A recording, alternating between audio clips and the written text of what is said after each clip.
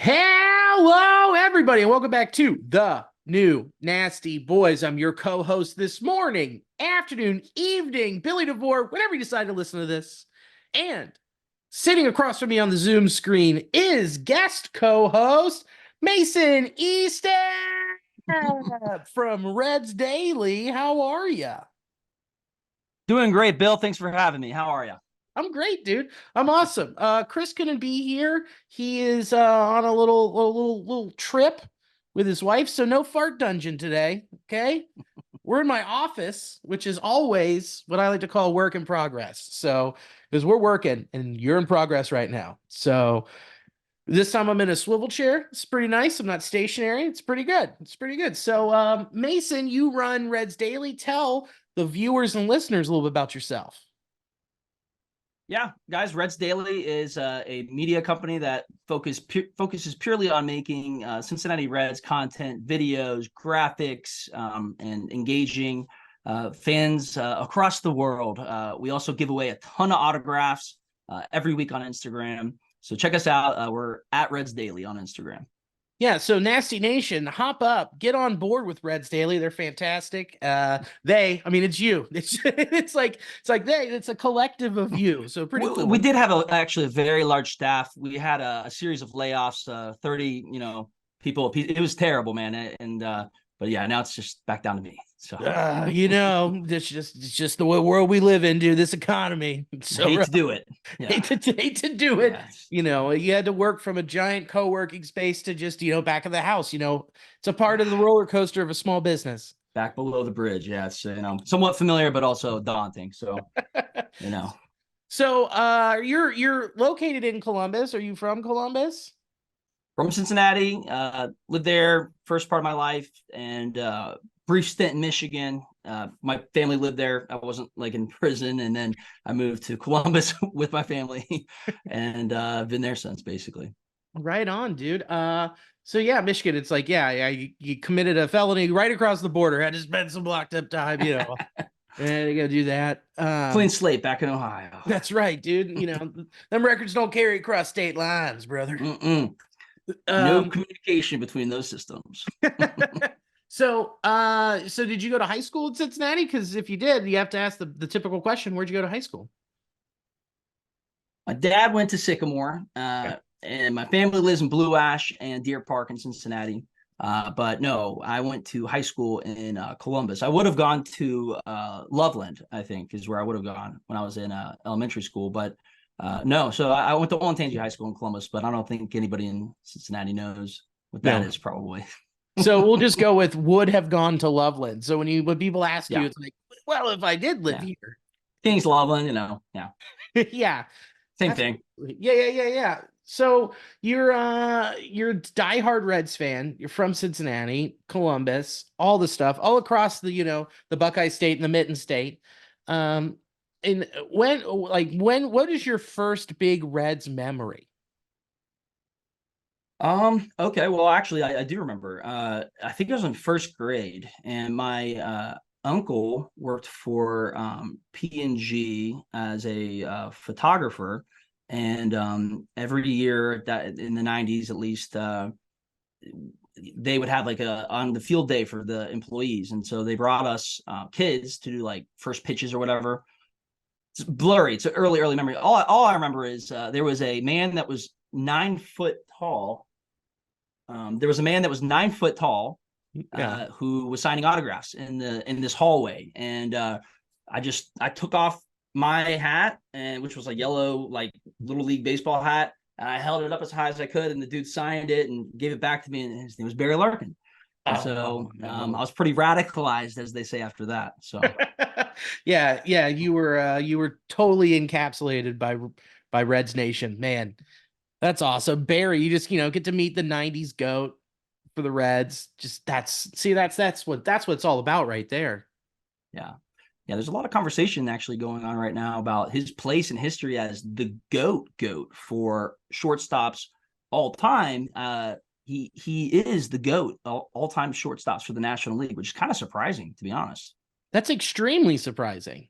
I mean, I guess they've all been in the American League. Oh yeah, okay.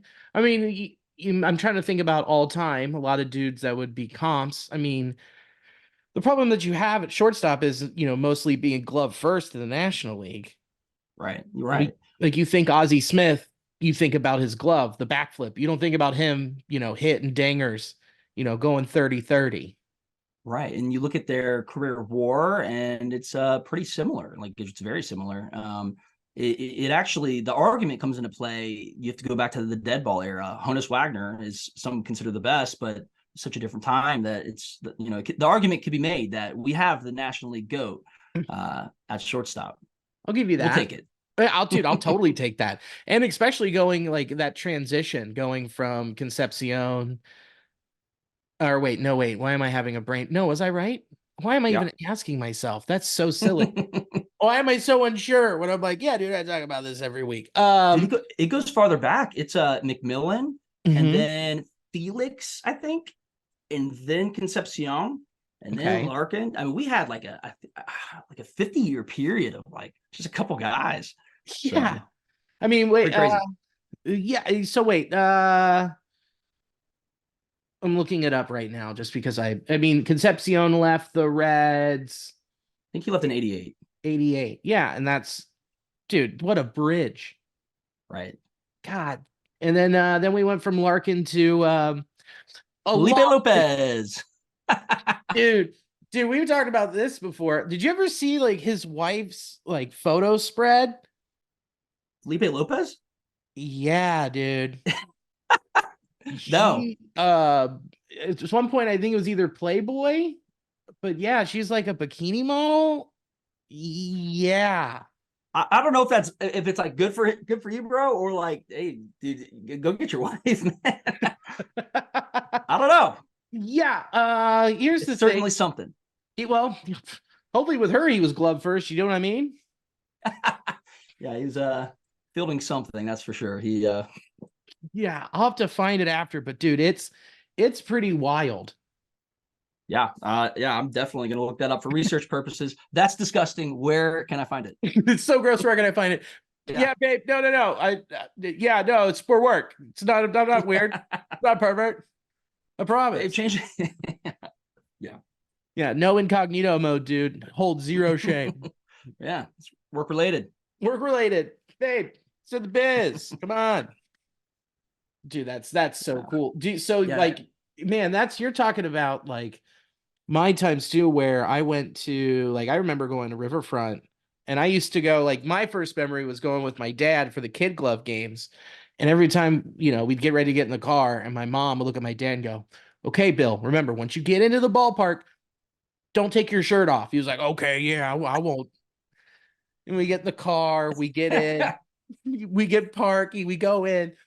As soon as we hit those turnstiles, dude, you hear the click, and I look over, one hand, oof, gone. Oh my gosh. Yeah, Are you dude. serious? It's dead serious. Working on his tan, man. He wasn't just being like a party animal. He had a function for that. Oh, strong function. Got to be bronzed. Wow. Would he take a nap? No nap. No nap. You got to move around in those hot seats with the sun coming down. You don't want to burn your Fair enough. Not to mention when the sun's moving, you got to adjust for your tan, so your dad's a thinking man. I like it. Yeah, you take the program, put it under his chin, use it to reflect the sun. He's got mirrors. Yeah, he's not reading anything. No. It's like, Dad, why did you bring goggles to the ballpark? Mind your business. The mirror actually it could have two purposes. You're getting tan, but also like, when the opposing batter's up to bat, you're like, yeah. Like glare, perfectly angle at him. Oh, that's great. It's funny you mentioned like flashing signs. I was listening to a Fangraphs podcast about cheating. I didn't know this about the Reds in the 40s. It was during the World Series. There was a buzzer under the third base coach's foot, and he would look in for the signs, and then he would hit one for a fastball, and there was a light that would go off in the scoreboard. It would be one fastball, and then if he hit it 2 times, it was an off-speed pitch. Wow. Institutional cheating by the Cincinnati Reds. Love it. Hey, winning solves everything, I guess. So we won one in 1940. So yeah, take it. Yeah. Awesome.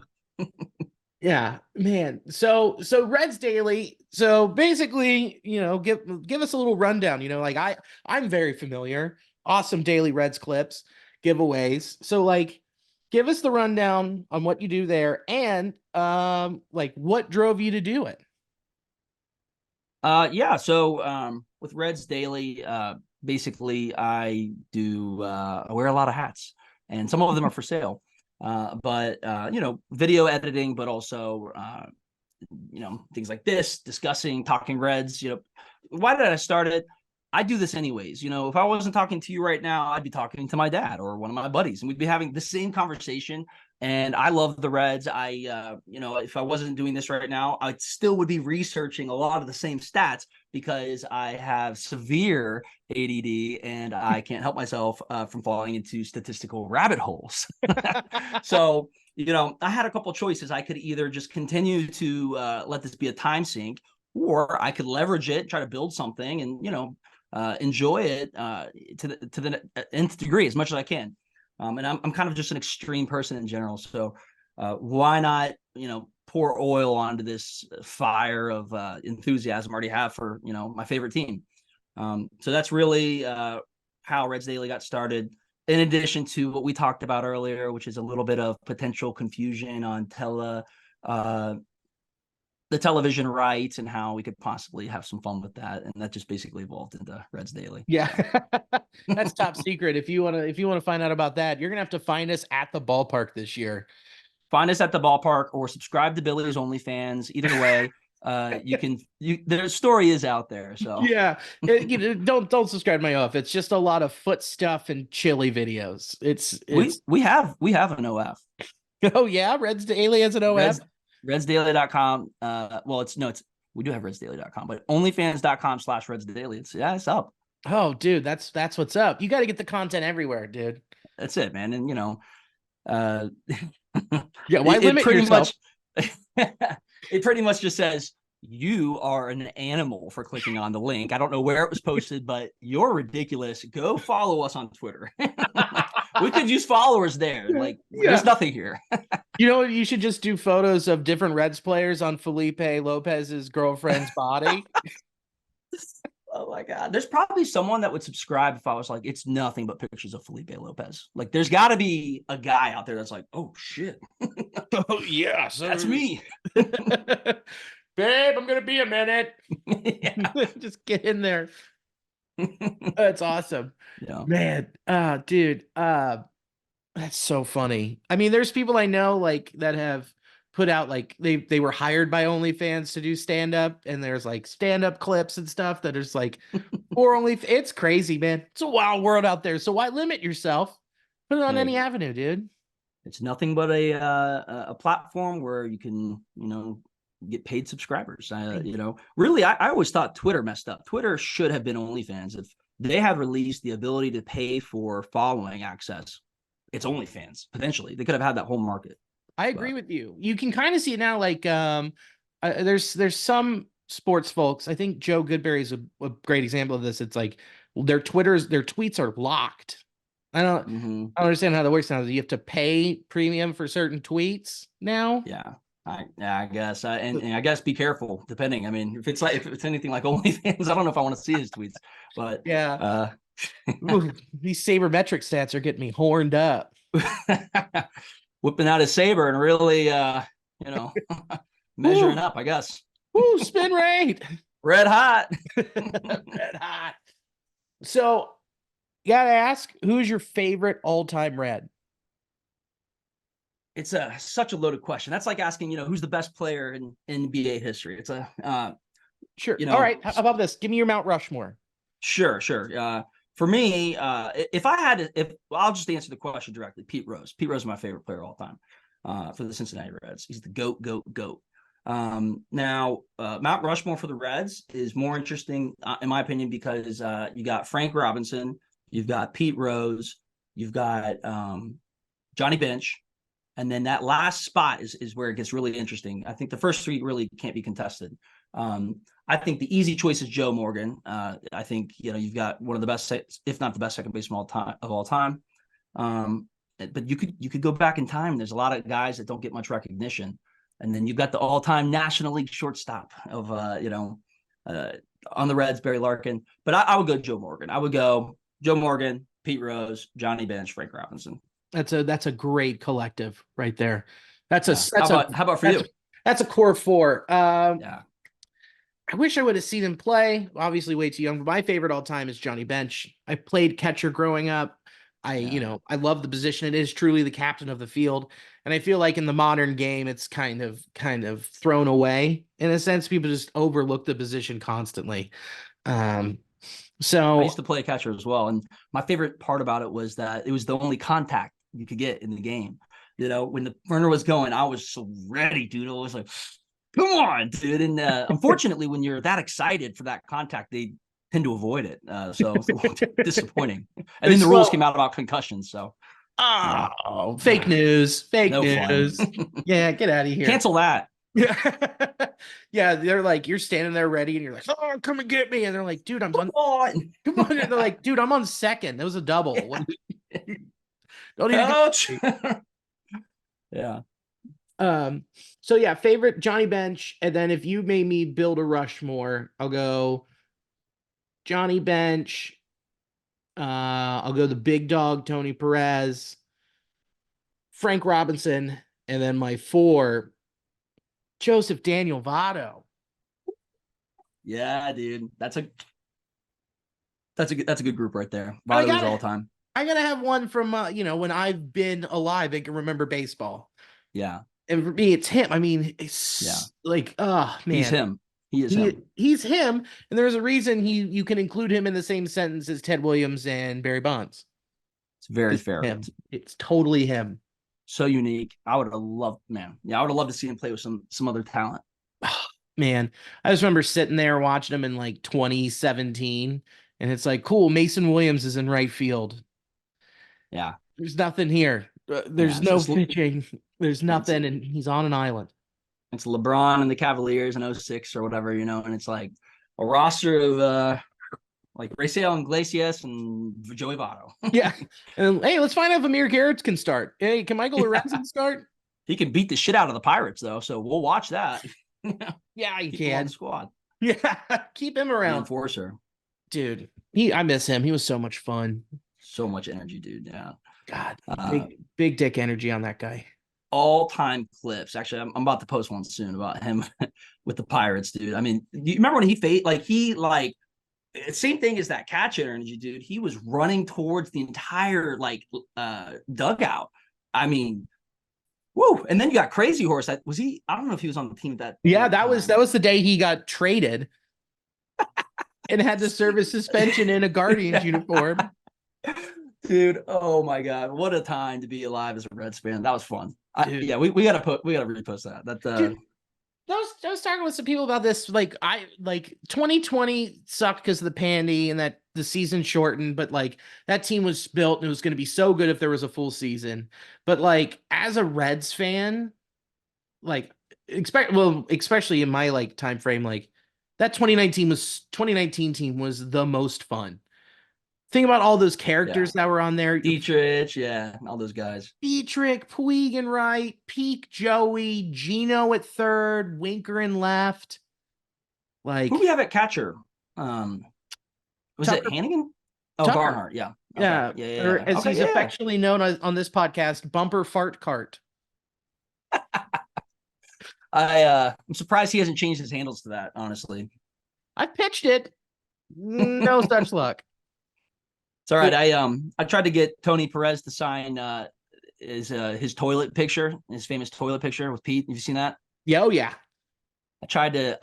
First of all, I showed up with 8 of them, and most people have his most iconic moments, World Series home run or his final game or whatever, the grade 8, and I show up with 8 various sizes, including very large, of him and Pete Rose taking a shit at Riverfront on the first day it opened. Yeah. And he started signing and I was like, hey, Tony, what are the chances you would sign it Big Log instead of Big Dog? And he was like, oh, Big Log. And I was like, no, Big Dog. How about Big Dog? And he's like, I could do that. That I could do, you know. Like, so I wanted him to sign Big Log and Pete to sign Shit King. And I think I would put that all over my house, probably. Yeah, dude, hang it in the Louvre. Hang it in the Louvre or In the the Reds Hall of bathroom. Fame. Yeah. Yeah. Hang in the bathroom of the Louvre. Did Iconic, Peter dude. did Pete already sign the other ones? Yeah, he signed well, not those. This is batch 2. Hey. It goes deep. But I'm not done trying, dude. This is an ongoing chapter. I'm gonna get Tony to sign Big Log. But yeah, Pete will sign Shit King. Unprovoked either. I didn't even ask him. He just knows what to do. And he understands the assignment, and he signs Shit King like on the spot. It's pretty great. Dude, I mean the GOAT right there. The GOAT of signing. Where did you meet Pete when he was signing? Pete was at the Moeller Card Show. Oh, cool. Yeah, that was a really cool show. And what I saw, first of all, if you just Google Pete Rose funny, I think my post on Reddit is like the #1 result, at least in images. And because I posted, I was like, man, Pete is the GOAT in autograph inscriptions. And one of my favorites is it's just a random picture of him, like, you know, Pete Rose, and it's signed Mike. What the fuck is wrong with you, Pete Rose? And I was like, oh my God, I want that, like, for me, you know? And I asked him, I guess I have a bad track record. I was like, hey, Pete, would you sign this as Mason? What the fuck is wrong with you? And he kind of looked at me and like just ignored it. And then his handler was just like, listen, son, let me explain to you how this works, you know, like, so it's all right. We'll keep trying. We'll keep trying. Well, you probably should have pissed off the handler, and then the handler would have like leaned in and been like, hey, Pete, could you sign Mason? What the fuck is wrong with you on this one? You'd be like, yeah, you're right. I should have let him come to the conclusion to write that. Oh, that's brilliant right there. Yeah. Yeah, dude. Okay. 2 steps ahead, baby. That's next what you time. gotta do. Yeah. That's Nasty Boy style right there. I'm gonna do that next time.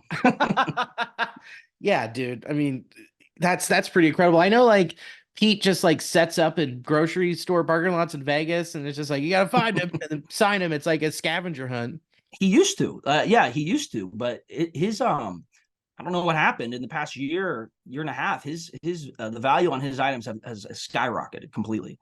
I mean, his rookie cards, dude, are now thousands, like, of any condition, pretty much. Yeah, Really? So, yeah, yeah. So he's pretty well demanded now. I mean, the line at the Moeller show was, I mean, it wrapped around the gymnasium and then clear outside.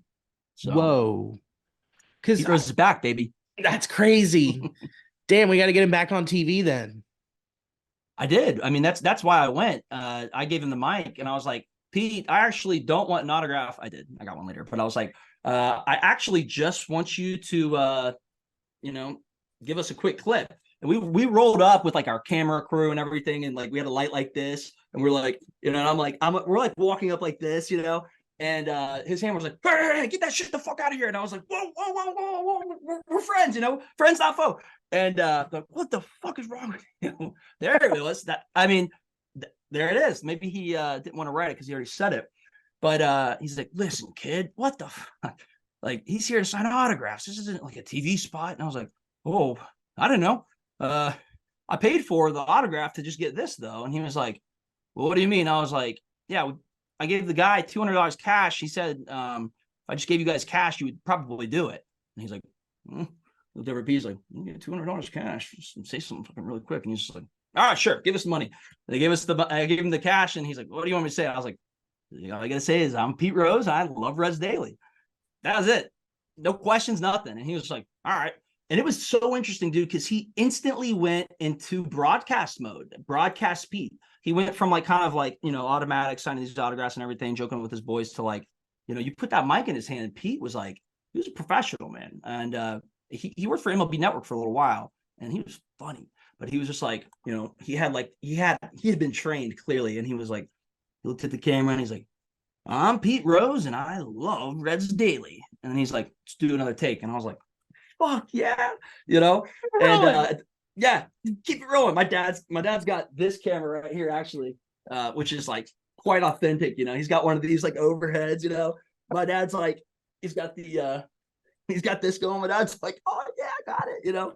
So we got 3 clips of him saying, "I'm Pete Rose. I love Reds Daily." So we got all these angles. It's so cool, dude.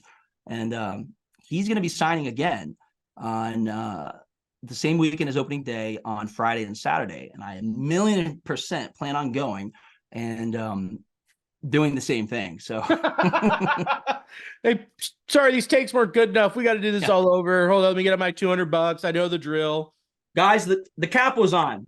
You guys remember analog, right? The cap was on. Yeah, amateur. Yeah, tape jammed. So we don't have to pay again, right? We're good. Did you stretch those $200? Right. Oh, it's gone at Turfway Downs. Okay, that place closed 15 years ago. Yeah, God, that's we'll see. I don't know. I don't even know what to ask him this time. But maybe I'll just let him say whatever he wants to say. Yeah, he'll probably just say, "Fuck you, Mason. What the fuck were you thinking?" And he'll think it will be an insult. And I'm like, this is all I wanted. He's like, this guy's a fucking freak. He liked that shit. He loved it. Thank you, shit king. He's like, "What'd you call me?" Dude wearing the shit king shirt, holding a bunch of pictures of you on a toilet. Like, get the fuck out of here. Get out of here. He's got it just poorly photoshopped. It's just his lawyer's next to him, just like signing the the documents to keep me 50 feet away from him. No, that's rad. We'll see. Well, that's sick. Yeah. Where's the signing gonna be? I believe it is going to be at it's gonna be at a hotel this time. Marriott, I'm not sure. Cool. But yeah, I can give you guys the info for sure. And yeah, Billy, if you want to go, it'd be fun for sure to meet the GOAT. That would be pretty dope. I'm actually in Dayton that weekend with Chris Weir, the co-host. Wow. Taking over Wiley's comedy joint, baby. Oh, that's right. Yeah, okay, cool. That'll be sick. Hey, well, maybe we'll FaceTime so you guys can ask him a question or something. Yeah, oh, that'd be now we're talking. He's like, "Who's in that little box?" Just confused. How much money does he have? Yeah. What is a Venmo? Yeah, we like cash here, bud. Cash, none of this cryptid money. It's crypto, Pete. Crypto. So off topic. I'm sorry. No, go ahead. No. I was gonna say so I own some restaurants in Columbus, and they're Mediterranean. They're a lot like Chipotle. They're really good, and I mess with the employees, dude. Probably more than I should, but every now and then, like it's their first day, it's their first job, even. I'm like, oh, how's everything going? I'm like, did you download like everything into your wallet and everything? And they're like, what? I'm like, yeah, like your payment system into your crypto wallet. They're like, what? I'm like, we pay with Agape Pay is how we pay you. And the benefit is it could go way up, but it could go down. But we pay in cryptocurrency. They're just like, it freezes them, dude. I know they know what I'm talking about. They're younger, so it's just funny. But they're just like, oh my God. They're like, are you about to Odell Beckham me? Yeah. Their eyes just are like, what? They become unhungover. Yeah, that's the come to moment. They come to instantly when someone says you're being paid in a non-recognized cryptocurrency that I created. That's when the sirens, red flags start to go off. Yeah. Speaking of red, did you see this? Oh, look at that professional transition. Yeah. So ex-red Aroldis Chapman got in a little news, went a little viral last week. Aroldis Chapman was laying on the couch with what appears to be either his mother or grandmother, and someone was filming him. And while he was laying on her, he went honk honk, and then decided, hey, let's move over to the other one, honk honk, just hanging.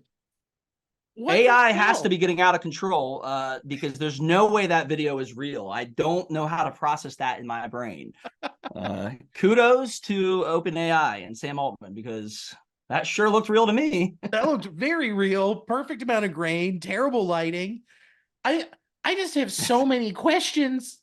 Like, first of all, is it his mom or his grandma? Is it a family member? And if so, that's still creepy. Wildly. Why? Yeah. Just why? I have a theory.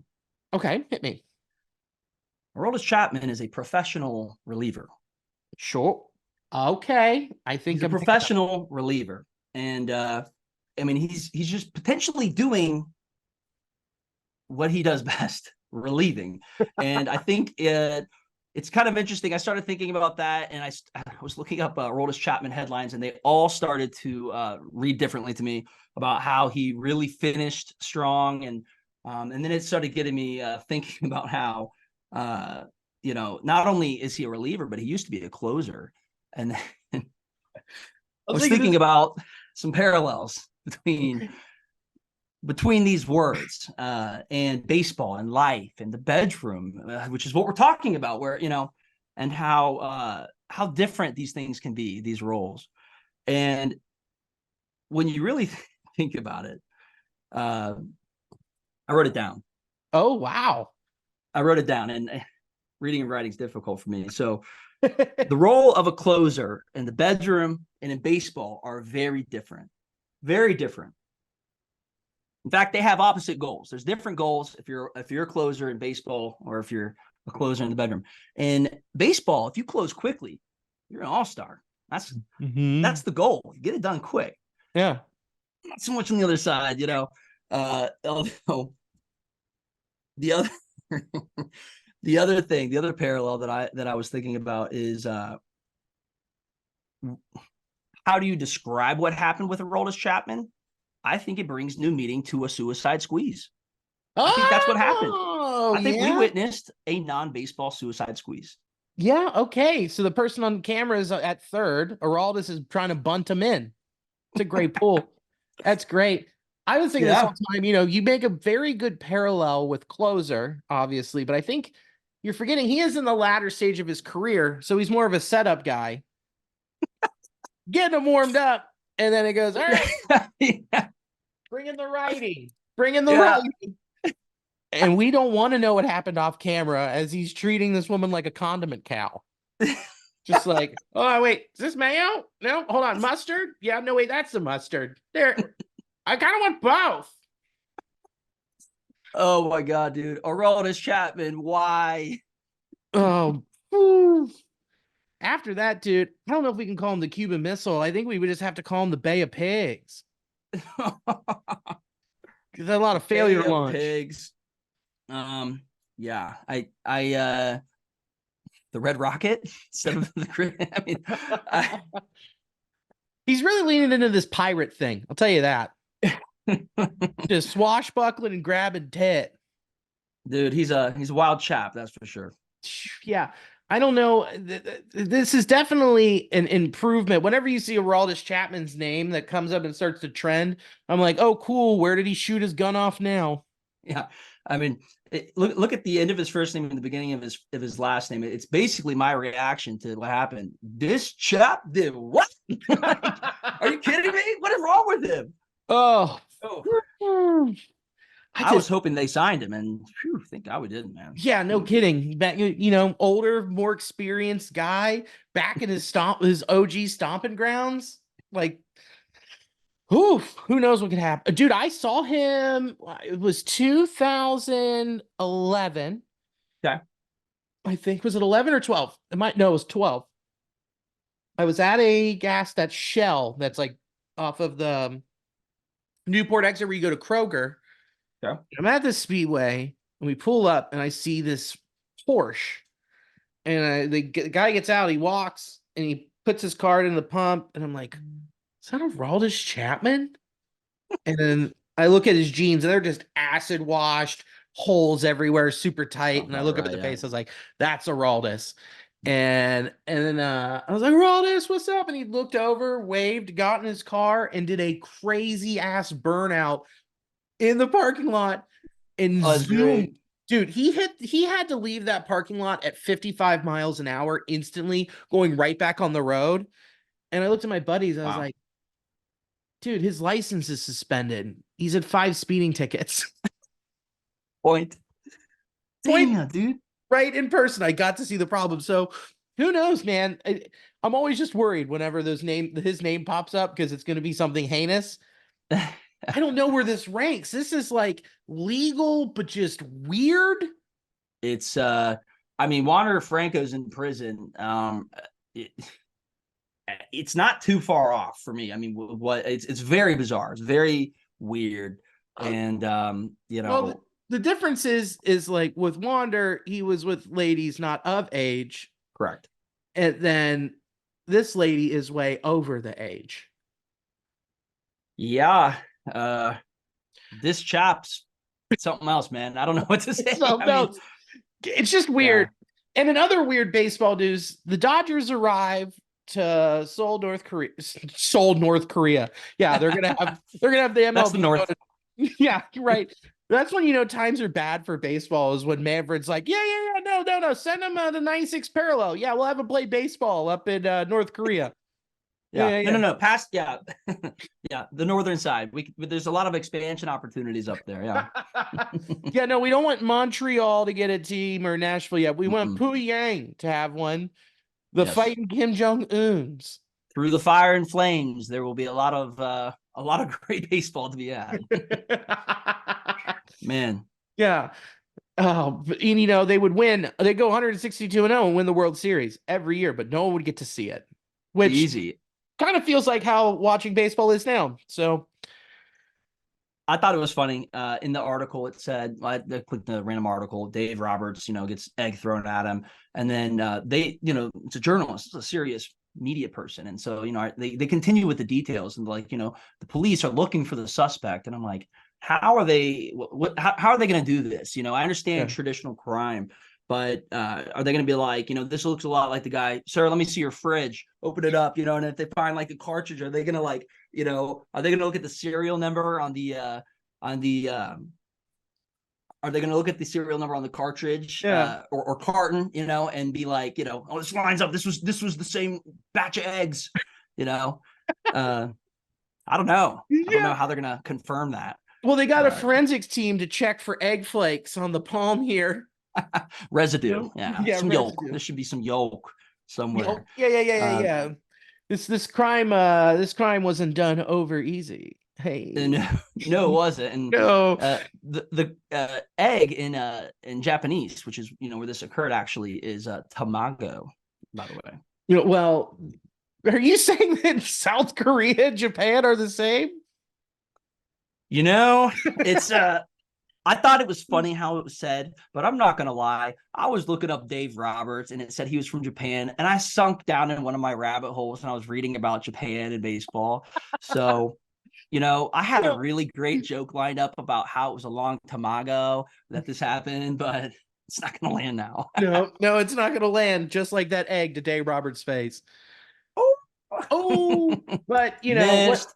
Hey, the egg might have missed, but he's still got egg on his face from all the other postseason appearances. Hey, Hey, the other thing I was thinking hey, too, dude, is hey, yo, I was like, what if this guy, this Southern Korean man, was really just shooting his shot? Like you'll see, like Kanye is, trying to get into his vehicle, just live a normal life or something. Which Kanye lives a totally normal life. yeah, sure, But sure. these rappers get in the vehicle, and some dude walks up. He's like, "Yo, I was coming from the Bronx." They start spitting, like trying to get shoot their shot. Like this is a baseball coach, and this dude's one chance at making any impression. The throwing motion of an object is a core function of baseball. Maybe this guy was trying to make a point that boy can throw, but unfortunately, he missed the shot. Yeah, he did, and that's why he didn't get picked up. And they found him. They found the guy. I don't know what'll be worse, assault or littering, because South Korea has very strict littering laws. Really? Mm-hmm. I didn't Yeah, know so that. it'll be interesting to see what happens. But this whole thing is it's pretty cool to see Ha-Sung Kim go back home, play for his pro team. Very cool way to connect with the Korean fans and to get excitement for Major League Baseball in Korea. And then the first game, he's back in Korea, 2 dangers. He's like, I spent so much time, effort, and money to get away from this country to play baseball in America. And my first game, you bring the entire league back. Can't win. You can't do this. God. And then Hi, Mom. my favorite free agent who was signed this offseason, Woo Suk Go, got a save. So pretty cool. That is cool. The whole thing's super cool. All about growing the game, and love to see it. I am too. And like, it sucks when I look at my I did my first fantasy draft of the year this weekend, 2 more on deck. And Okay. when I was looking at it, it just said Wednesday, 6:05 a.m. And I was like, glad we're growing the game. Whew. Thank Yeah, God that's for a fair point. DVR. Yeah. Also to join the Dodgers and Padres in South Korea was Dylan Cease. Dylan Cease got moved from the White Sox to the Padres. The Padres gave up Drew Thorpe, who was a part of the Juan Soto deal. He was their 4th best prospect in the system. Hario, I'll say it, Hario Iorante. I think I said it wrong. Iriarte, their 3rd best prospect in the Padre system. Samuel Zavala, I think that's how you say that, 8th best in 2023, all according to Fangraphs. And then they traded major league reliever, right-handed pitcher, Steven Wilson. What a haul for 2 years of Dylan Cease. Yeah. First of all, I can't hear the word reliever for a little while. It's not a good connotation at the moment. No. Yeah, but I agree. I was looking at it, and I just did a comparative for the Reds. Our top prospects, that would have been the same for them. And prospects are hit or miss. Prospects sometimes don't pan out. A lot of times they don't pan out. Sure. And in fact, what's super fascinating is if a prospect is traded, if there's a transaction in which a prospect is traded, I've seen that there's a direct correlation to negative performance over the course of their career. And it indicates there might be something, from the team that knows them best, that they are willing to let them go. So that's something to consider with that. So, sure. But for 2 years, for a guy who's 27, he's entering his age 28 season. That's typically someone's prime. I know pitchers are going longer now, but 28, 29, that's a great time to have a guy for 2 years, Yeah, absolutely. I think it's not a bad trade at all. I mean, if you look at 2022, Dylan Cease was an ace. He was the ace of that rotation, second in Cy Young voting. The guy has 4 pitches that he has good command over. It's just sometimes he's a little inconsistent, and that showed last year with an ERA close to 4. And so the Padres are like, man, we really need something to anchor down this rotation.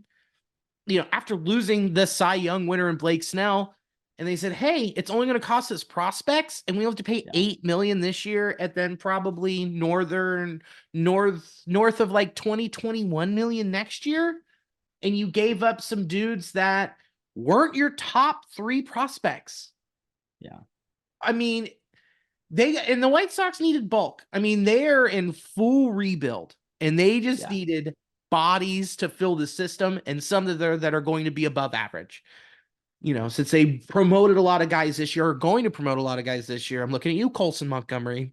You kind of needed to fill some shoes, and these guys are doing it. And Steven Wilson, somebody, the White Sox traded away a couple of their best relievers. Sorry to make you hear that word again. and losing Liam Hendricks, it's not easy. So you got to still field a squad while you're trying to rebuild. It's a full tank, but rebuild. So it makes me look and wonder, like, the Reds were in the conversation all off season. You heard Dylan Cease and Reds constantly. I wonder what package would have been comparable to this. I mean, you're looking at what? Like, you would probably have to throw Connor Phillips in there, Hurtubise. You probably had to throw someone like and then throw in like Rhys Hines. Would you have done that deal? Would I have done Rhys Hines? Who else did you have with that? You had Rhys Hines, you had Hurtubise, Connor Phillips. and Connor Phillips. Probably have to throw like Brandon Williamson in there to sweeten the pot too. Sure. Yeah. The Reds have taken such a different approach in recent times with prospects and related to trades and things like that. I thought an equivalent because I believe it was one of their top it was one of their top, pitching prospects, right? But it was not their top prospect. Right. They got to hold on to their top 3 prospects. Okay. So, I don't know. I'm really interested in seeing how this new approach plays out, to be honest with you. Sure. So at the moment, I would say no. I mean, we've got, a lot of guys, seemingly ready to get, to the big league soon, and that a lot in the chamber, as you could say. But historically speaking, yes, I think it is going to be a win for the Padres. I think the White Sox, man, this is their second rebuild. I mean, their first rebuild was a colossal failure, and the Reds, we've been so lucky, namely that some random guy that we signed grew 8 inches like Michael Jordan in the Dominican, Elly De La Cruz, the Dread Prince. But that's once in a generation. So I think it was a good move for the Padres. But again, I think the White Sox fucked up. It's tough. I mean, it's tough, like, because you're looking at a quantity issue with them.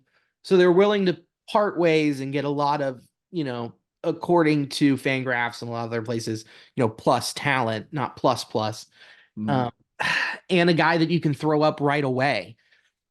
I don't think the Reds have their farm system built like that. I think their farm system is built to continue to engineer, move up to the big leagues, especially after, unloading in 22. And look at how most of those trades have worked out. I was just going to say, man, I mean, really a great comparison is the Castillo trade, and compare that haul to this haul. It's nowhere close. It's tough because you got to look at, oh man, what's his name is gone, and he went back to Seattle. I just talked about him a couple weeks ago.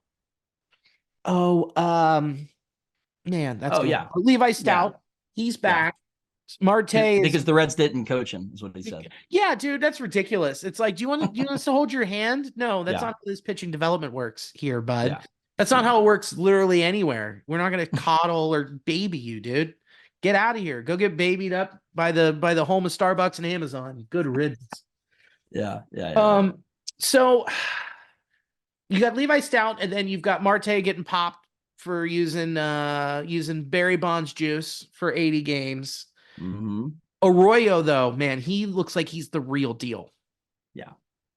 And then you have another shortstop of the future, as in the future being 2025. Yeah.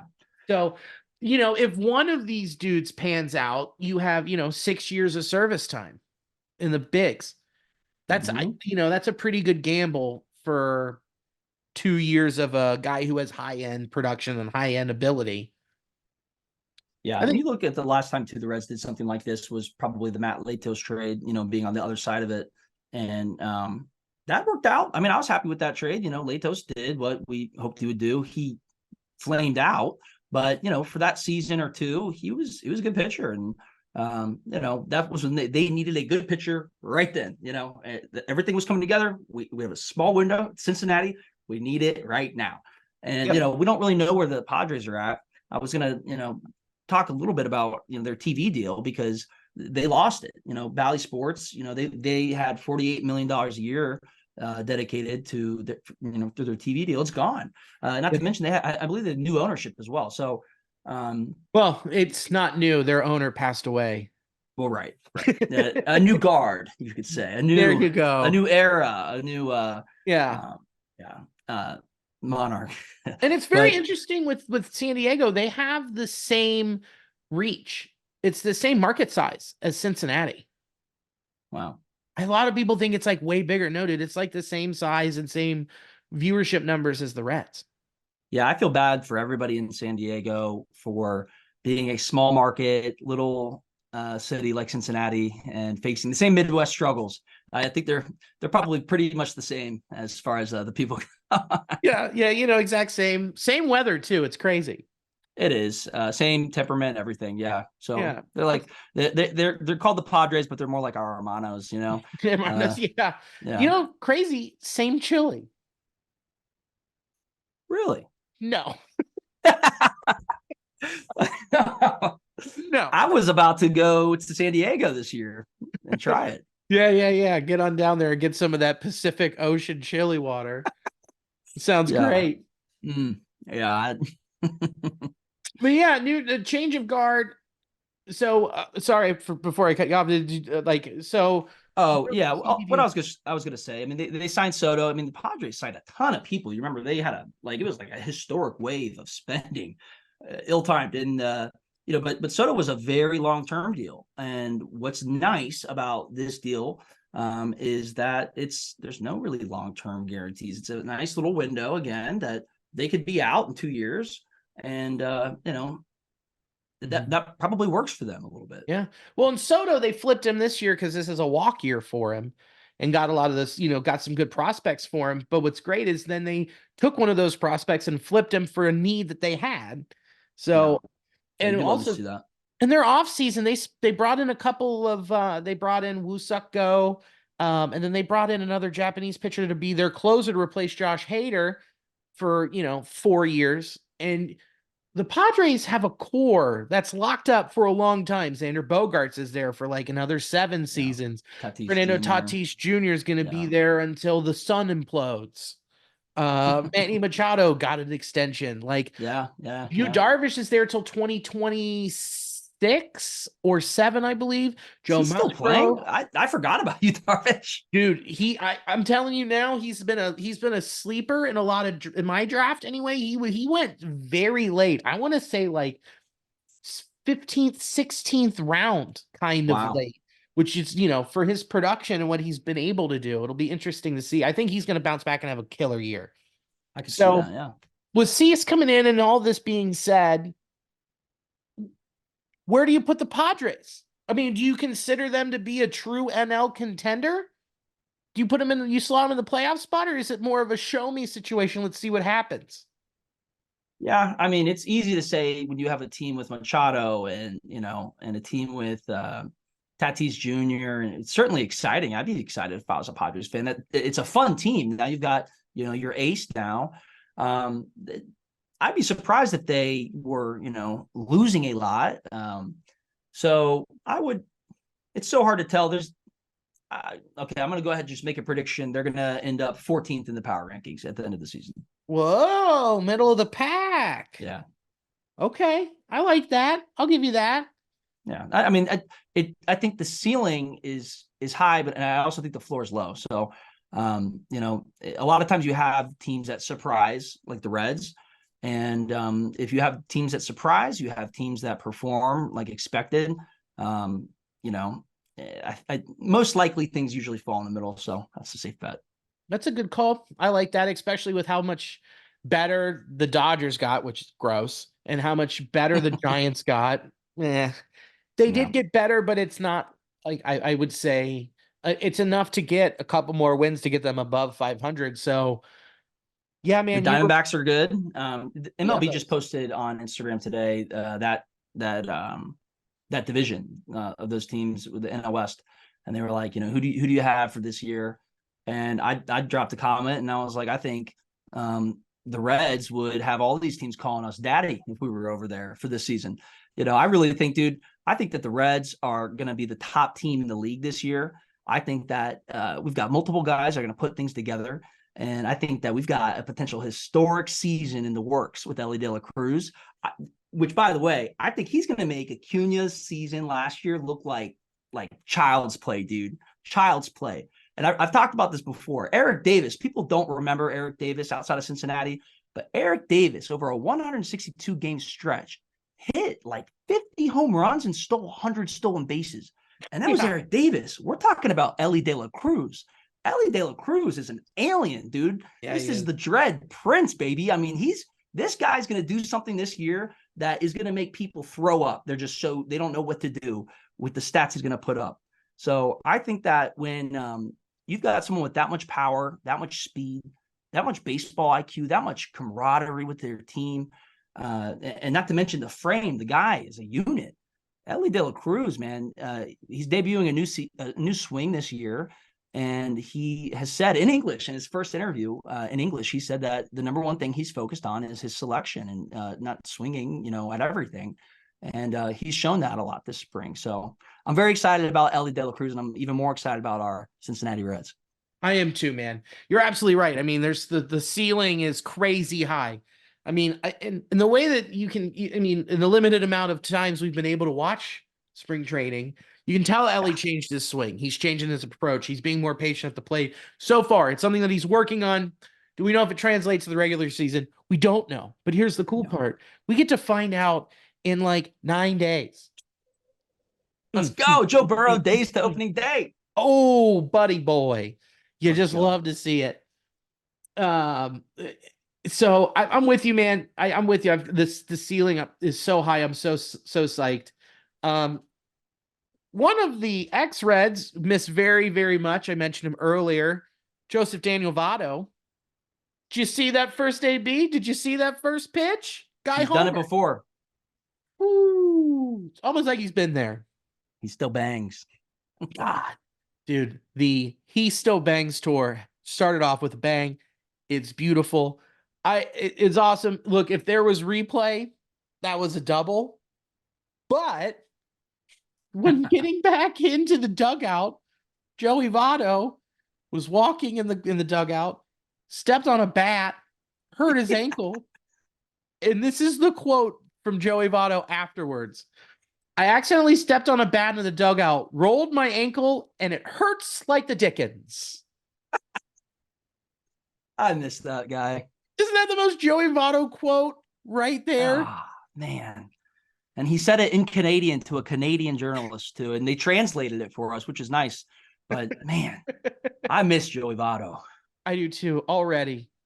You know, I've got a prediction with Joey, and it goes back to my favorite Red of all time, Pete Rose. Okay. Ooh. In 1984, Pete Rose was a long way from home. He was no longer in Cincinnati. He had been spending a bunch of time in the city of brotherly love with Mike Schmidt, and he won a World Series. And he found his way somehow into a city called Montreal, and he played for the Expos for a very short period of time. Pete was doing okay. He was at this point 56 or 42, I think, and was batting .259 and was hit a .334 on base percentage. Okay. Pretty pedestrian, but he was pursuing and approaching 4,000 hits, which he ended up doing in Montreal. I mean, we don't even talk about someone getting to 3,000 nowadays. He hit 4,000. And we brought him home. We brought the guy home. Pete Rose, we brought him home. So he came back to the Reds in 1984 to incredible fanfare. And I think that at the time, you know, the city welcomed him back with open arms and we're so excited. I think just like our guy, Pete Rose, was stuck in Canada. I don't know why our guys keep going back there, but he was stuck in Canada, but he still found his way back home. And something magical happened. The rest of that season, Pete Rose, he went from hitting .259 to .365.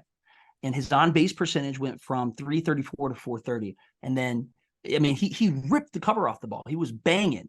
He might have been gambling, but he was banging.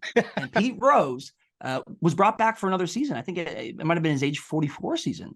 It's 43, age 43 season. And that season, 1985, Pete Rose, as a elder statesman, had an on-base percentage of .395, which is insane. Whoa. For any, I mean, that's a high percentage for, you know, any player. I'm taking somebody in my lineup with .395, and Pete did it at that age.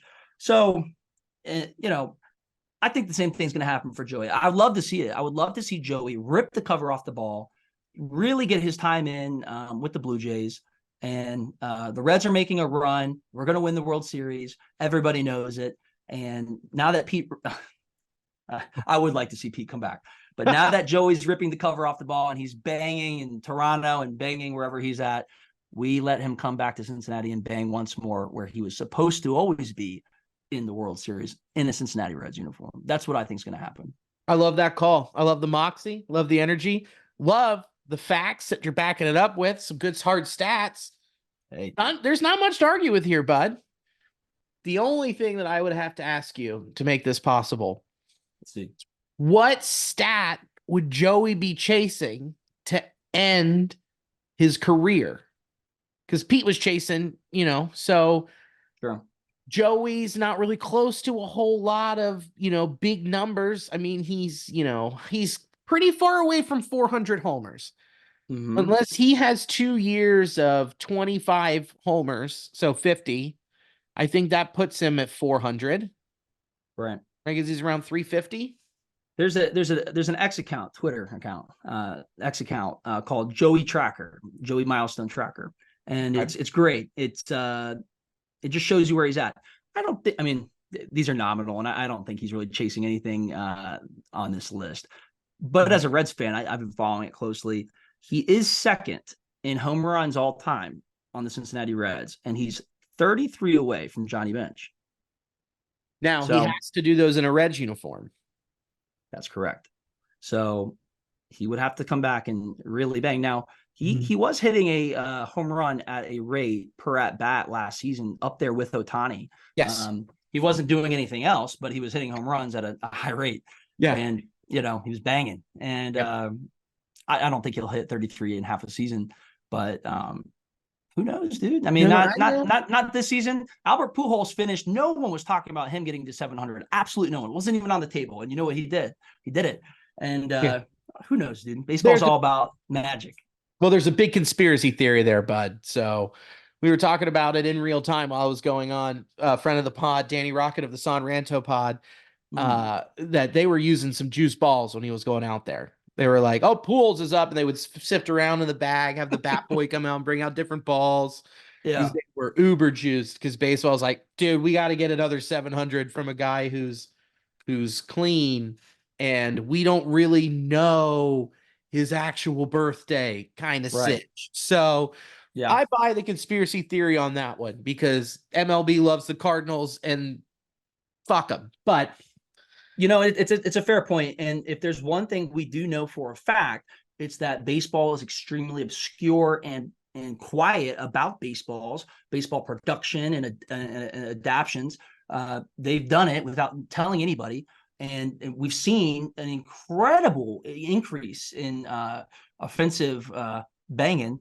What was it, 2019, I think? And or what year did we sign Moustakas? 2020? Yeah. Yeah, 2019. Yeah, so 2019 was the year where you see a huge spike. I mean, not even 98 was like that. And a lot of guys got signed based on those stats. Moustakas was one of them. Yeah. And when baseball admitted, like, oh yeah, we fucked up about something, like, we didn't even tell you about. It's like, all right, so you guys are fucking with balls again, aren't you? So yep, I wouldn't put it past them. Yep. No, we've talked about this before. There's definitely a big difference. These are both from on field, one from 2018, because that's when 2018 year of our Lord Scott Schebler hit 40 homers that year. Yeah. Was it was either 40 or 30? 30. Because it was like, dude, Scott Schebler hit how many home runs? He hit that many home runs. No way. Get out of here. Oh, yeah. I visited this page 6 days ago. Dude, I hate when Google like rubs it in and it's like an obscure stats page and it's like, you visit this frequently or you visit this often. I'm like, oh, come on, you guys. Yeah. Like, yeah, shut up. I know. Yeah, 2017, he hit 30 homers, 67 ribs. It was 233, 307, 484 with an OPS plus of 102. 30 homers, just 2 points above average. Freaking wild. But yeah, dude, the ball, wildly different. I've got a solution. I think he popped like 30 home runs or something his final season. Let's just buy one. I mean, it's probably only $100,000 or something like that. And let's just cut it in half and take a look at it. Yeah. Oh, totally. Yeah, we'll find them on eBay. I got a saw in the basement somewhere. If not, I'll just chew through it. So give it to Rosie. Yeah, give it to Rosie, just like Joey did with Crosley, man. With his first hit. For his first hit, which was a danger. I don't believe him, by the way. I think that was him being coy, and I think he's adding mystique to an item that is going to be incredibly valuable. Yeah. When it does appear. And by the way, I don't know if they were doing authentication at that time. Like now everything's got a sticker on it and a barcode. I don't know. So it could be any ball. Okay. So Fair enough. I know that story. I don't know if I buy it. You're All the not way, buying it? All so, right, there's your no. conspiracy theory of the episode is Joey Votto, that ball, that's in a lockbox somewhere waiting to go to Sotheby's, dude. Mm-hmm. It's his Okay. retirement plan. Okay. Well, let's lean into the news of the Reds here. And I hate starting off with bad news. I hate doing it. It's the worst. And this is some really bad news. TJ Friedl is going to be out 3 to 4 weeks minimum. And when I mean minimum, that's when they're going to reevaluate because he fractured his wrist diving for a ball. It's going to be out 3 to 4 weeks minimum. A lot of people saying 6 to 8 weeks. That's including rehab. That's also including getting up to speed. That's getting your timing back. Wrists are tough, man. They suck. They sometimes say when you break your wrist, it takes you a full year to get your swing back. Wrist and shoulders. Really? Yes. Just that whip of that wrist. Just because think about all that, the little bones that are in here, all that stuff. And when you go to swing and how intricate it is and how you got to generate that speed, it's tough, man. This was our leader in overall WAR for the team last year. This is not a small thing. It's our center fielder, quarterback of the outfield, man. So it's a very big deal. It's not getting enough fanfare or discussion, in my opinion. I agree. So you're just as worried as I am. I'm horrified. They were already lacking depth at that position. Yeah. Oh yeah. I think it's a big impact. I think he was something of a glue that there was a lot of, just like how Elly, in my opinion, insulated a lot of the other rookies from a lot of the scrutiny that might come with being a highly touted rookie, and allowed them to play freely and possibly, play a little better. Yeah. I think Friedl did the same thing for a lot of those guys. I think, he was an unsung hero who performed well, was catching balls over the fence, works, running hard and plays the game the right way. The dude likes to bunt. I mean, what else could you want? I mean, keep the suicide squeezes to a minimum now, I think, after what Chapman did to that name, but what a callback. Other than that, I do think that we're going to be all right. I am an eternal optimist, and I am even more so an eternal Reds optimist. And I believe in Crawl we trust. I drink the Crawl-Aid, baby. And I think our minor league system is the best in the league. And there's a couple of names that come to mind. Jacob Hurtubise, like you mentioned, but also Hurtubise is my guy. Hurtubise. I'm hyped. Hurtubise knees, and he's a good player, man. He's MLB ready now, and the space just opened up. But what about Blake Dunn? I think Blake Dunn. What position is he slotted at? I think he's right field. Is he right field? Yeah, let me double check that. He's a fast guy. He's athletic. He's got some bop to his bat, and he also said he would play MLB The Show with me. And what a guy! Incredibly biased, but yeah, I think it might be time for Blake Dunn, in particular with how Crawl mentioned that this is something they might be able to address internally.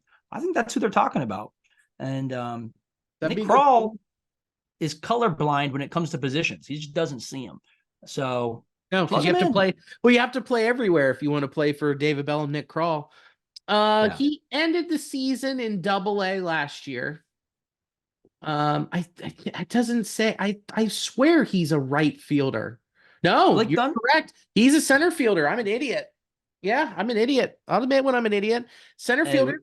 I don't hate that. David Bell's already been on record saying that Hurtubise is going to be an everyday Major League Baseball player at some point in his career. Guy already has all the tools. Yeah, he was the 2023 minor league hitter of the year for all of the Reds. He showed some of that slap and speed coming up. He's just like TJ Friedl without as much power, which, TJ has got a power plus Great American Ballpark. Yeah. You put him on the road, not so great, but here can slap it. So I could see Hurtubise being one of those dudes internally. They're saying Will Benson's going to play a lot of center and float around with that, which then opens up your corners for, Fraley, India, Steer, they rotate in and out. Stuart Fairchild, but man, I don't want it. I don't buy it. I've Don't never buy bought who? Stuart Fairchild. Dude, same. Look, Thank I you. don't want to harp on it because I don't want to be negative, and I think he's a great guy. But if it's coming down to it, man, we've got a limited roster, and I would love for him to go somewhere and do great. We're the first to cheer him on, just not on the Reds. And we've got so much talent, dude, and just don't be taking our at bats anymore, Stu. I Right. hate to say it, man. Like, But he best but of he luck to you, dude. but he's so good against lefties.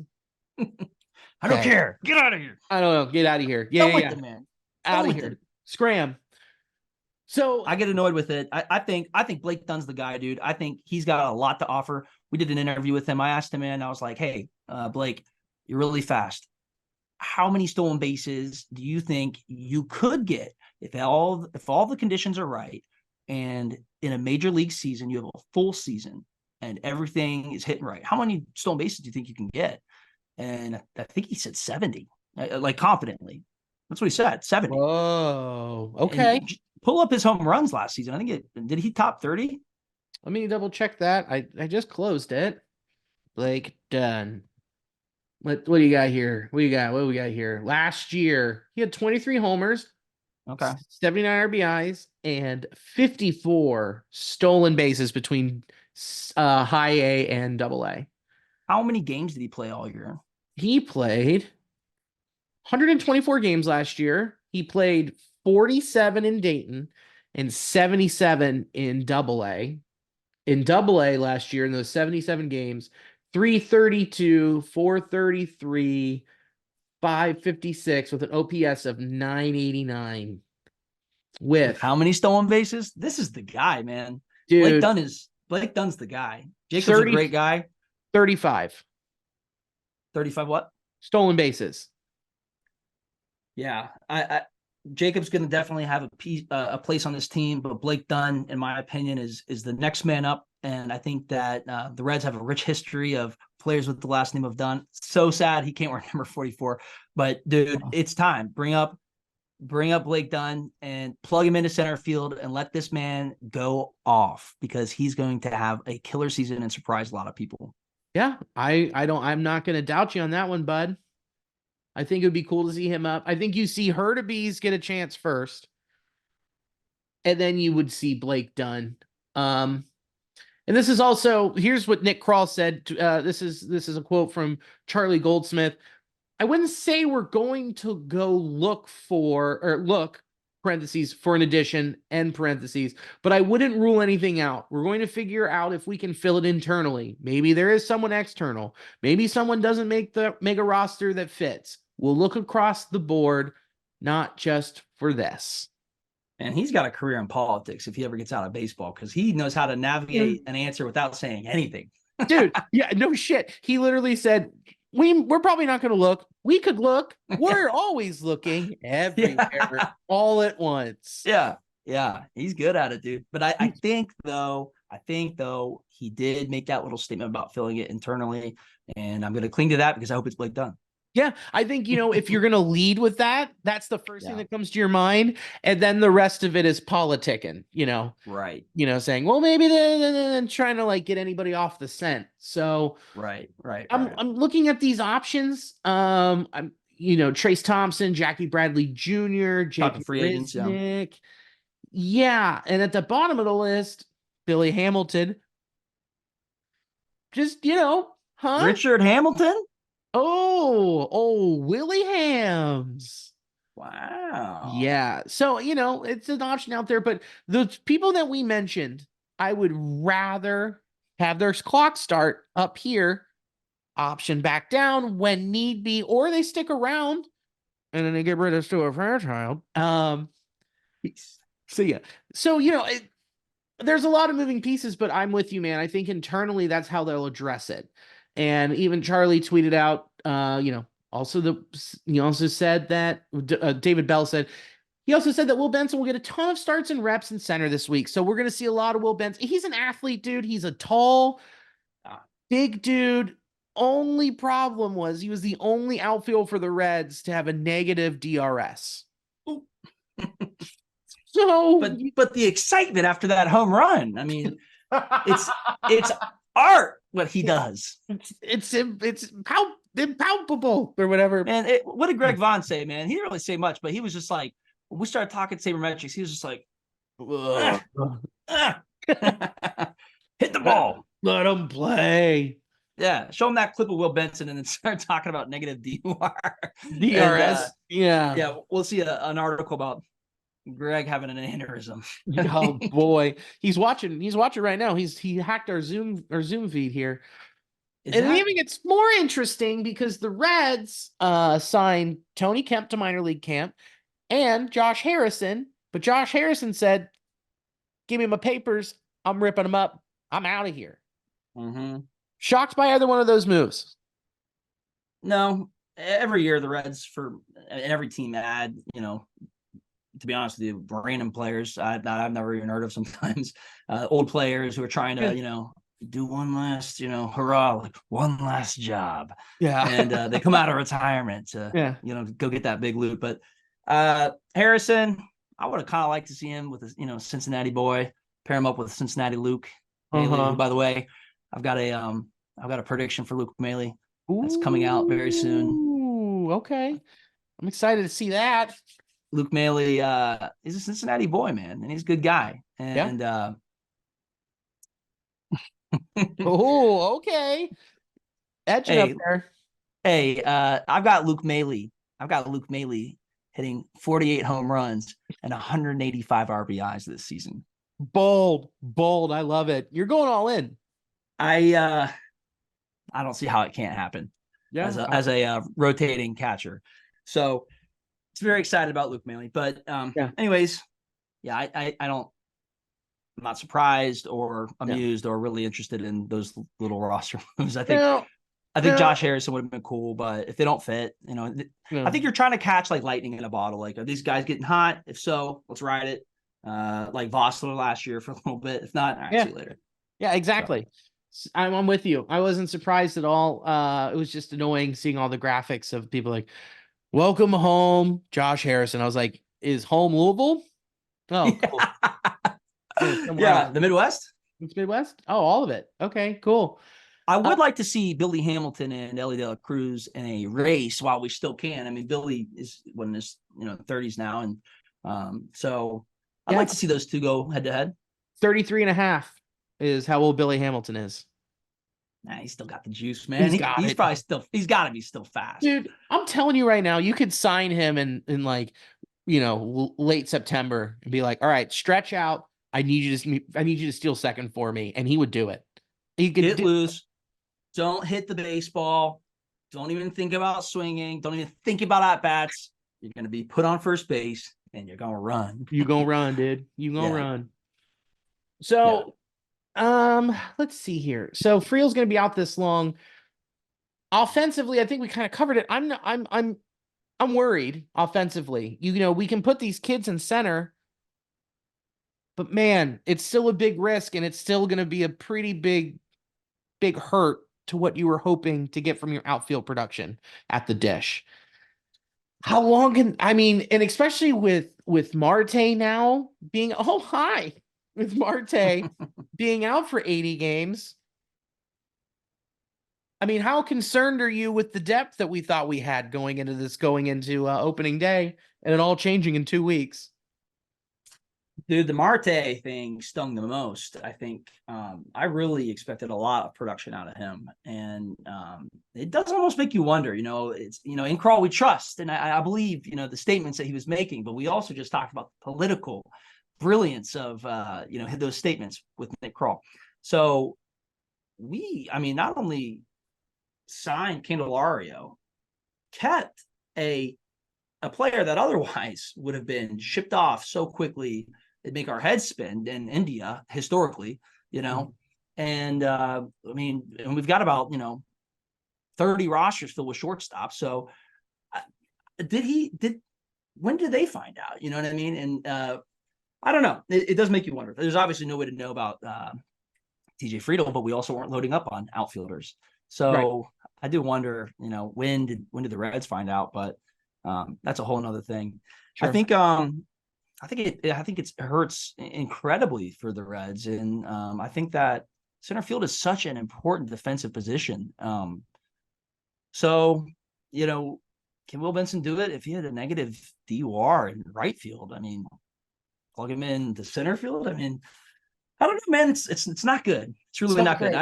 great. I think Blake Dunn. I'm going to defer back to Blake Dunn. I Sure. think that he's going to take it to the next level and really just make us. Every now and then there's a conversation you have like this, and it was such a big talking point, and then something happens later on in the season, and things develop a certain way, and totally forget about it. And you're like, oh my god, remember we were even talking about center field? Well, that was before the fucking Blake Dunn era, which was ushered in a little early.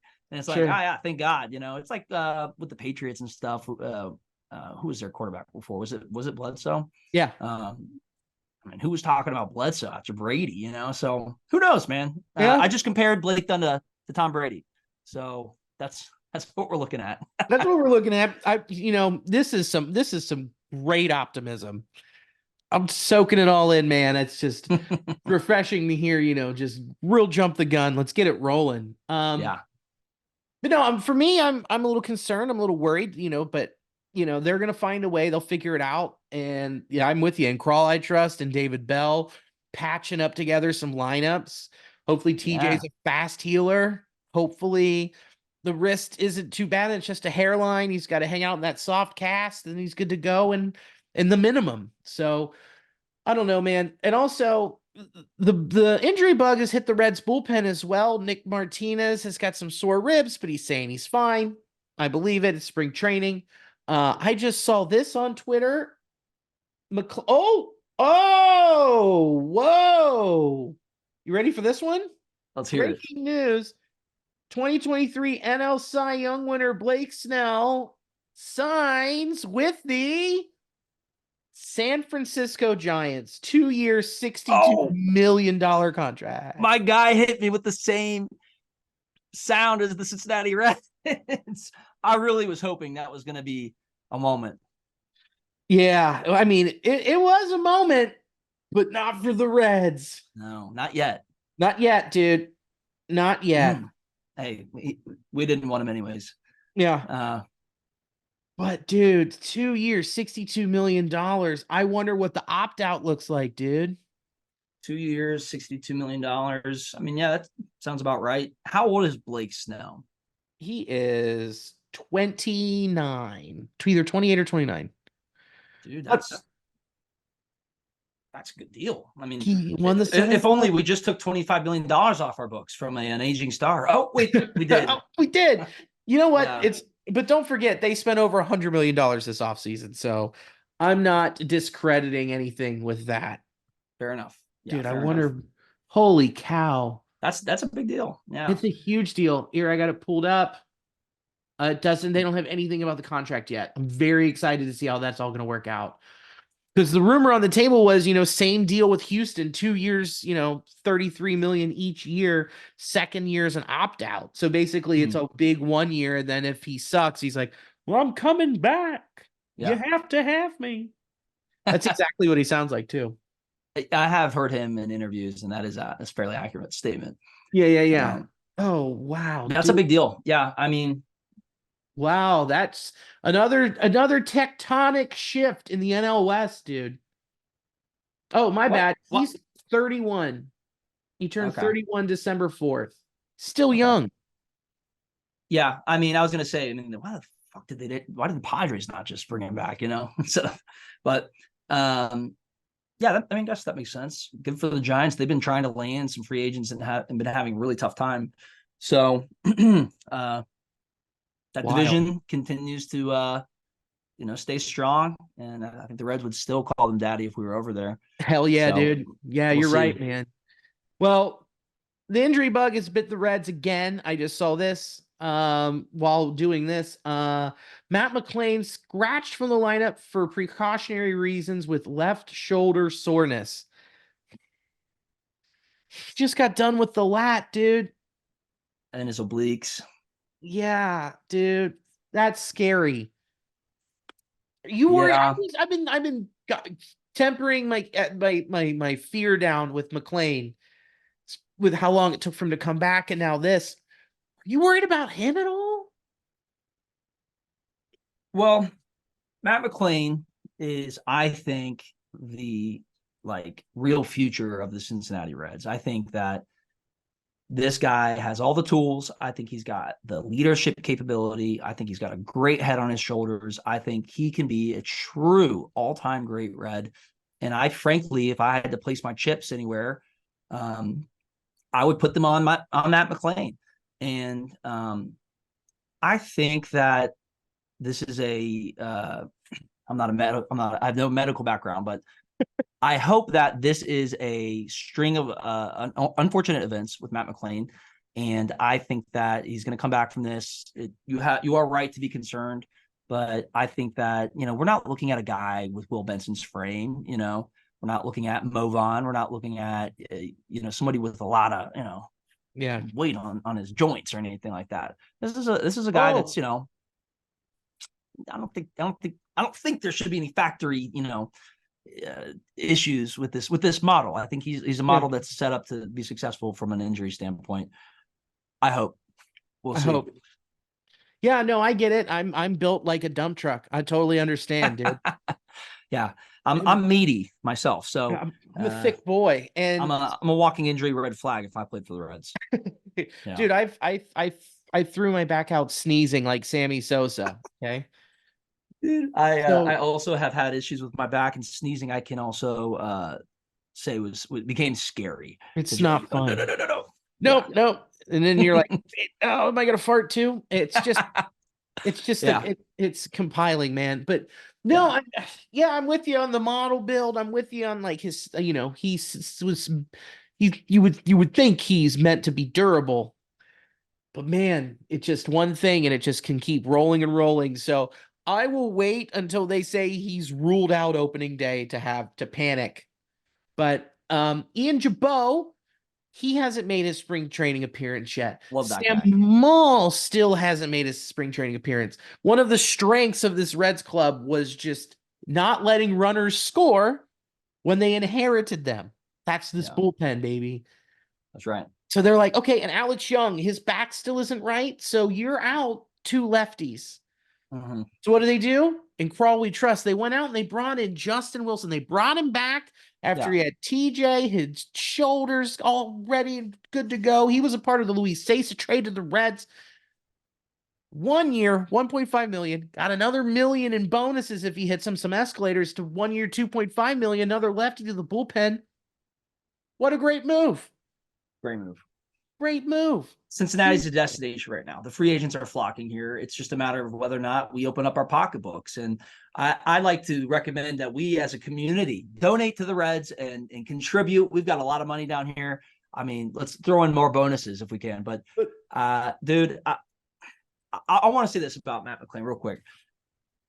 What I think is the saving grace with this situation with him is the fact that this is not the same injury, the same spot, the same thing over and over again. Sometimes when you throw your back out and now all of a sudden you're not like walking or whatever it is, and now you do walk or you hit your first bang of the spring training and you roll your ankle, So it's kind of like you're just not in the swing of it yet. And, he was out for a long time, probably the longest time of his life, from being a baseball player. So, maybe the things are just rusty and clanky. And, if it was the same thing over and over again, okay, yeah, concerning. But I think the boy will be all right. I think he's good. And I'm pretty hyped that the Reds brought in Justin Wilson. When he has been able to put up full seasons, he's been extremely solid. So, he did not pitch in 2023. He did pitch in 21 games for the Reds in 2021. He had an ERA of 3.55 with a 0.6 homer per 9. Not a big strikeout guy. Decent. 7.9 in 2021.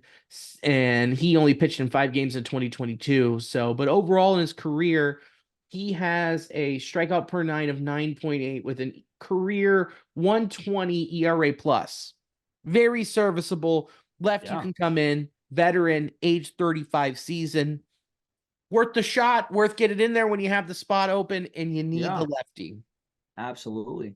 What's his ground ball rate by chance? Oh, buddy. Now you're asking the real questions that I did not screenshot from Baseball Reference. But you know what I can do? I can check it real quick.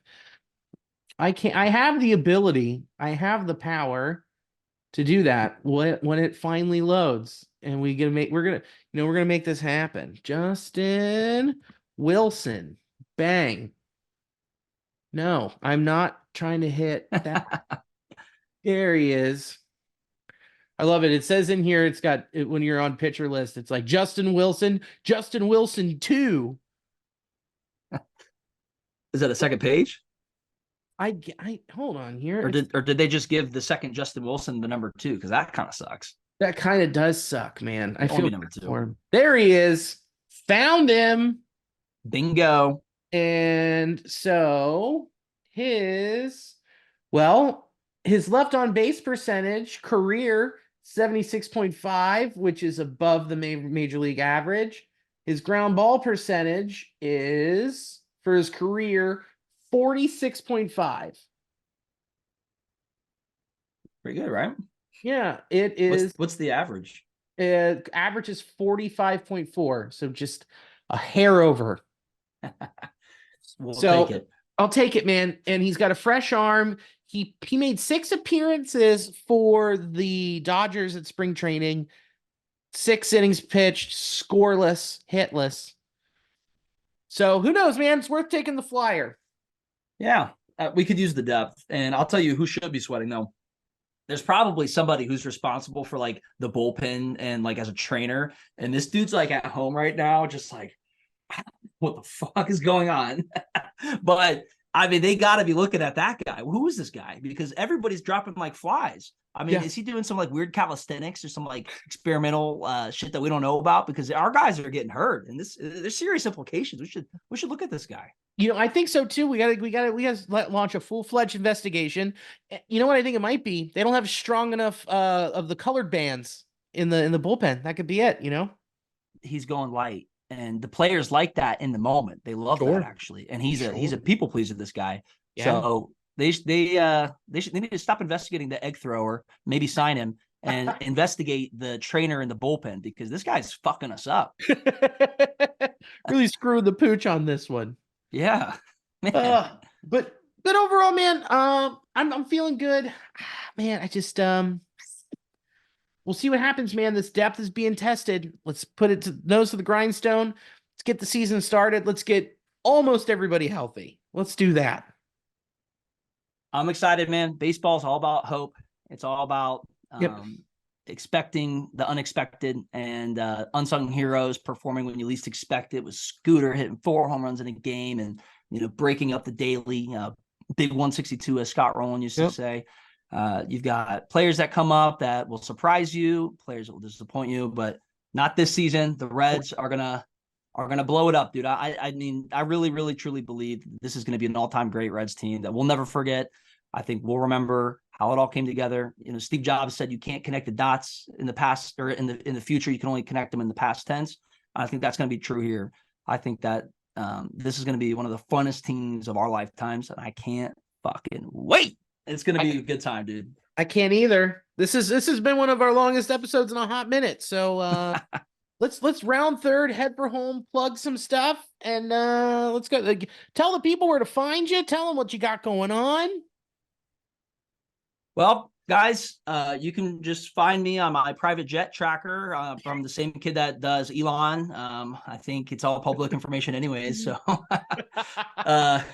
I wish. No, you can find me at Reds Daily on Instagram. That's the #1 spot right now.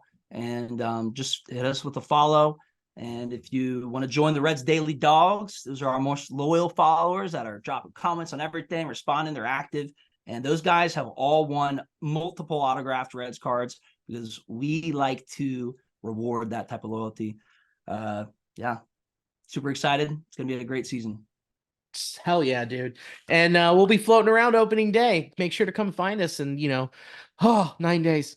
8 days for when people are, 9 days when people are listening to this. I'm very excited. So excited. Let's do some plugs here. Thursday, you can find me at Second Sight Spirits in Ludlow, Kentucky. Tickets are on their website or just show up. Doors at 6:30, shows at 7:30. The weekend after that, Chris Weir and I will be in Dayton, Kentucky, or not Dayton, Kentucky, Dayton, Ohio, at Wiley's Comedy Joint at the Wiley's, Ohio's oldest comedy club. Come check that out next Friday and Saturday. And then the big plug, opening day, Thursday, Taglio OTR. We're taking Taglio Detroit style pizza, and we are taking Camp Washington chili, put them together to make the Queen Coney pizza. It is a Detroit style pizza crust, moots cheese on there to get a nice little sticky base, chili, hot dogs, oven, pull it, cheddar cheese, onions, mustard, oyster crackers. Let's go, baby. Come and get you one of those. Eat some with Yum. me. I think we're gonna be That sounds incredible. Dude, I'm so excited. It's gonna be starting at 11 a.m. Come get some Detroit style cheese coney pizza. It's the best of both worlds. Mind blown. Amazing. So thank you to Sports Drink for hosting the audio of this podcast. We appreciate it. Thank you to In the Clutch. Check out intheclutch.com. Use the promo code Nasty Boys, all caps, 10% off. We just uploaded a ton of new designs that are so sick. So definitely come and check those out. Promo code Nasty Boys, all caps. And Mason, dude, thank you for joining me on this episode, bud. Let's go. Thank you, brother. And very excited. Am I able to do one quick comment? Okay. I want to put this to rest. There's only one Cruz that matters, and it's not Hangnail Cruz, as we call him, O'Neil Cruz. It's Elly De La Cruz. And this is Elly De La Cruz's league. This is Elly De La Cruz's year. I think everybody really knows it deep down. This guy's a generational talent. This guy's got, we don't even know where his skills came from. They say the Dominican, but I think it might have been from a different planet. At the end of the day, Elly's got on record a faster arm. He throws harder. He hits the ball harder. He is faster on the base pass in the field. And he's got 2.8 times the following on Instagram, which is probably the metric that matters the most. He's got star power, baby. He's got pizzazz. He's got the brand deals. And he's young. He's the newer, upgraded model of O'Neil Cruz. And I'm sorry, Pirates fans. I know it sucks and I know it's disappointing. We as Reds fans understand the pain of being with a poverty franchise, but sometimes rags to riches happen, like happened with us. So, just stay the course. I'm sure things will go well for you. But in the meantime, maybe tune into our games, watch some Reds games, enjoy the highlights of Elly De La Cruz, because O'Neil Cruz will probably be injured like he has been for the past 3 seasons. And while that does suck, I do have to say, if he does ever end up playing, there's no chance he has anything. There's no chance that O'Neil Cruz can possibly end up with any career that unfortunately is relevant. When you look at the stats all time of players who really didn't start production until their age 25 or 26 season, which would be O'Neil Cruz, it's very difficult for them to have any sort of counting stats that matter. Typically, what you have with the all-time greats is they start very young because they're really good. Like Elly De La Cruz, he started when he was 21 in his rookie season.